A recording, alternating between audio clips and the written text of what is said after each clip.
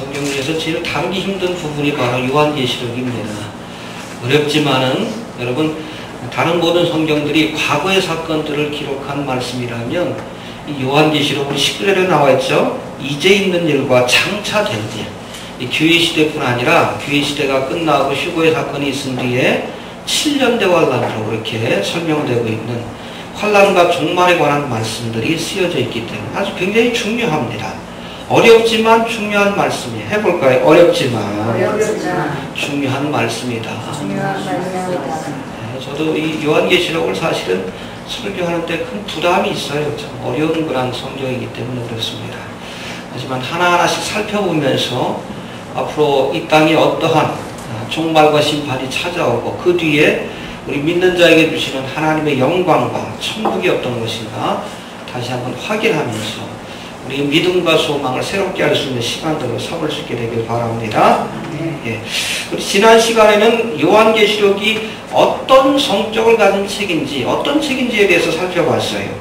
여러분 우리가 글을 읽고 분석함에 있어서 이 글이 누구를 대상으로 또 어떤 목적으로 쓰여졌는지 그걸 파악하는 것이 중요합니다. 그렇죠? 이게 연구 논문이냐 아니면 시냐 아니면 에세이냐 아니면 뭐 소설이냐 어떤 책인지 알아야지 우리가 책을 읽을 때 어떤 마음으로 읽어야 될지 그것을 결정할 수 있는 거예요. 글의 성격을 우리가 먼저 알아야 그 글을 읽고 해석해야 어떻게 해석해야 될지 알 수 있다는 겁니다. 사도 요한은 요한계시록을 우리 1절에 보니까 계시라고 말씀합니다. 해봅시다. 계시. 계시가 뭡니까? 아포칼립시스라고 해서 감추었던 것을 그렇죠. 지금까지 감추어졌던 하늘의 신비한 것들 또 특별히 종말의 때에 있을 비밀스러운 사건에 대해서 보여주신 겁니다. 계시하셨습니다. 예. 그리고 3절에 보니까 예언이라고 말씀합니다. 해봅시다. 예언.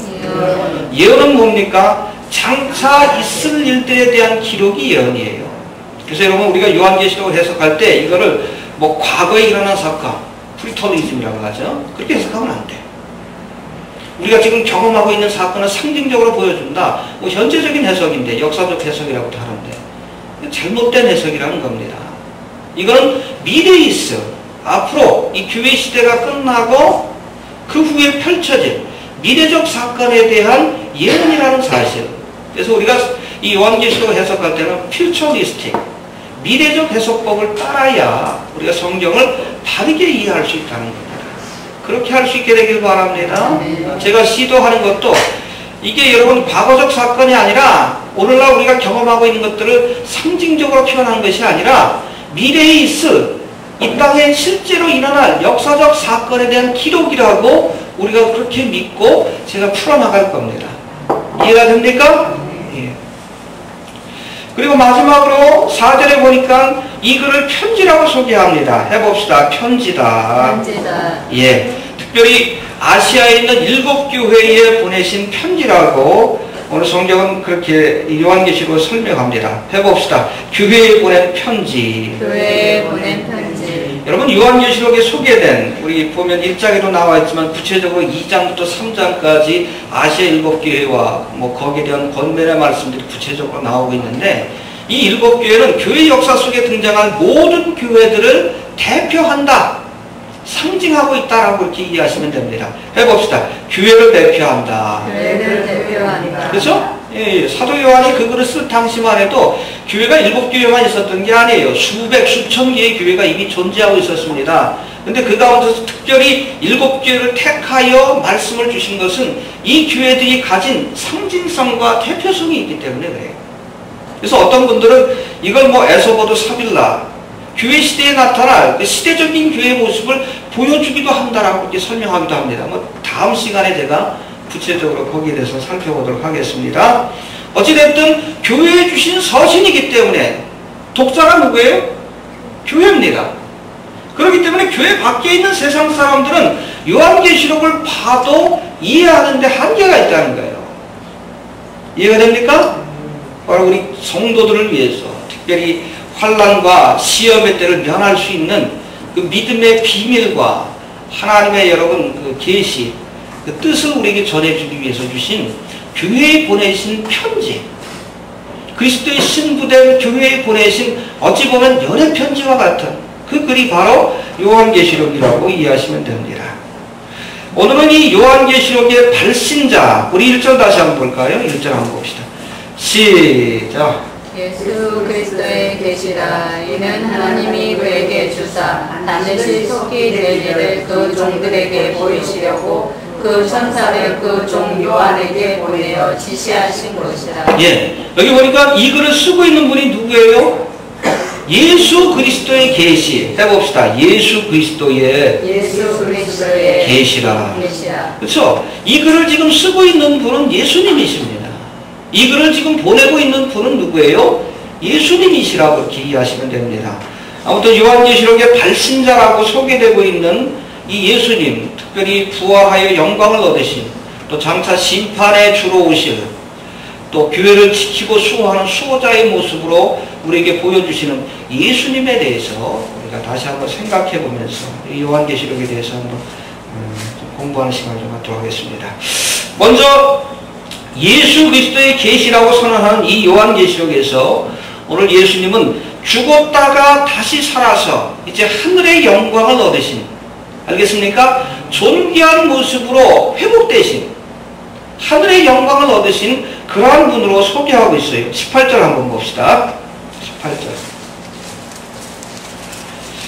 시작. 곧 산자가 내가 전에 죽었으나 볼지어다 이제 세세토록 살아있어 사망과 온고의 열쇠를 가졌노라. 예, 이 땅에 낮고 천한 모습으로 오셔서 십자가에 죽기까지 자신을 낮추셨지만 이제는 죽은 지 사흘 만에 부활하셔서 하늘 보좌 우편에 올라 하늘의 영광을 회복하신, 이해가 됩니까? 얻으신 것이 아니라 본래 가지고 있던 성자 하나님의 모습을 회복하신 예수님, 그 영광 받으신 예수님, 부활의 주님에 대해서 설명하고 있어요. 알겠습니까? 여러분, 복음서에는 낮아지신 예수님을 보여줍니다. 해봅시다. 낮아지신 예수님. 그렇죠? 하늘의 영광 보좌를 버리시고 낮아지신 예수님. 그래서 요한복음에 보니까 태초에 말씀이 계시니라, 이 말씀이 하나님과 함께 하셨으니 이 말씀 곧 하나님이시니라. 하나님이 말씀이 육신을 입고 이 땅에 오신 그분을 보니 아버지의 독생자, 성육하신 하나님, 낮아지신 하나님의 모습을 우리에게 소개해요. 또 요 빌립보서 2장에 보면 그는 본래 하나님과 본체시나 자기를 비워 케노시스라고 하는데 종의 형체, 그렇죠? 낮고 천한 종의 형체를 가져 사람들과 같이 되셨고, 성육신의 사건입니다. 그리고 그것으로 끝난 것이 아니라 십자가에 죽기까지 자신을 낮추셨다. 그 예수님의 공생애는 낮아지시는 삶이었습니다. 그렇죠? 하늘의 영광의 보좌, 그리고 인간의 모습으로 오기까지. 그것도 어디 궁궐에서 태어나신 것이 아니라 어디서 태어나셨어요? 마구간에 연약하고 아주 비천한, 그럼 마리아와 요셉의 비천한 자, 목수의 아들로 태어나서 그것으로 끝나는 것이 아니라 십자가에 죽기까지. 여러분, 그 당시에 웬만한 사람은 십자가 형벌을 안 받습니다. 천한 노예나 신분이 낮은 사람만 십자가 형벌을 받아요.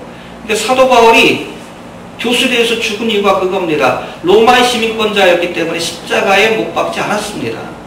아주 천박한 죽음이에요.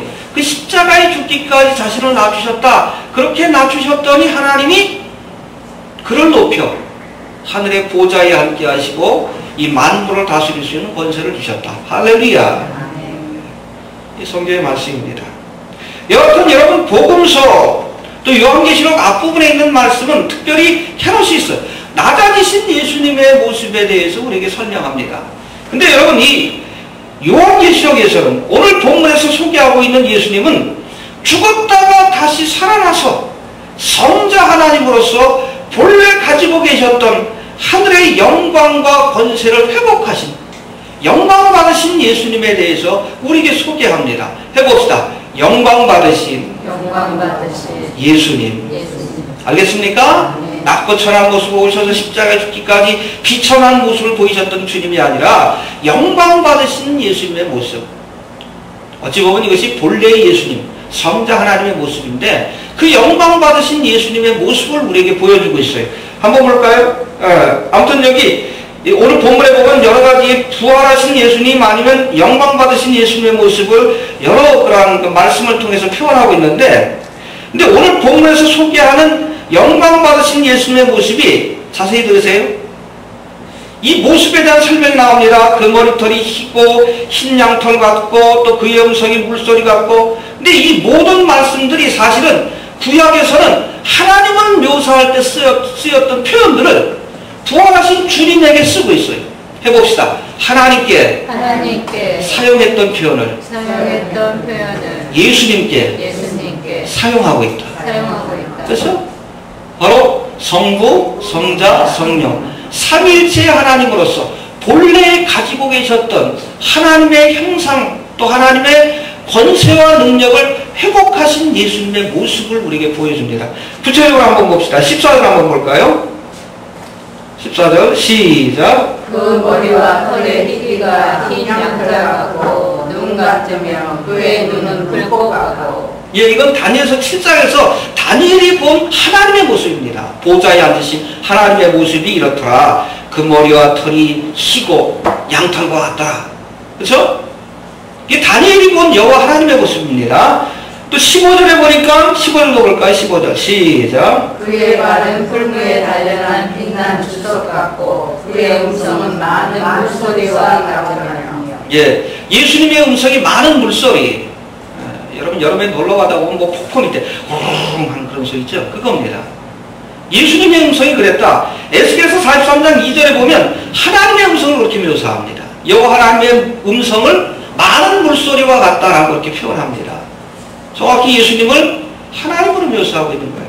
또 16절에 보니까 16절 한번 봅시다. 시작. 그 오른손에 7별이 있고 그 입에서 좌우에 낯선 검이 나오고 그 얼굴은 해가 힘있게 비치는 것 같더라. 예, 여기 보니까 그 오른손에 7별이 있다. 여러분 이것은 욥기 38장 31절과 32절에서 하늘의 별들을 이끌고 인도하시는 여호와 뭐 그런 표현이 나오는데 그 모습을 우리에게 연상시킵니다. 그래서 하늘의 별들을 이끄시는 하나님의 모습을 예수님께 사용하고 있어요. 17절에 보니까 나는 처음이요 나중이라. 해봅시다. 처음이요 나중이라. 여러분 이것은 이사야 44장 6절 나는 처음이요 나는 마지막이라 나 외에 다른 신은 없다. 요 하나님께서 우리에게 주신 말씀하고 일치합니다.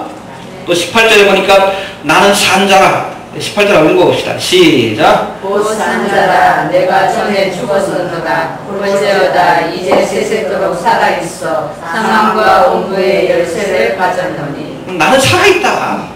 그래서 우상종교가 헛된 것은 죽은 것을 섬기기 때문에 그래요. 그렇죠? 죽은 것. 무덤을 섬깁니다. 뭐 부처에 뭐 살이 그래가지고. 그게 뭡니까? 그 불태우고 나면 뭐 돌 조각이나 아니면 몸속에서 나온 돌이나 아니면 뼈 조각 같은 것을 우상화합니다. 어떻게 보면 죽은 것을 섬기는 거예요. 산자가 죽은 여러분 존재를 섬깁니다. 그러니까 여러분 우상 섬기는 자들이 미련한 거예요.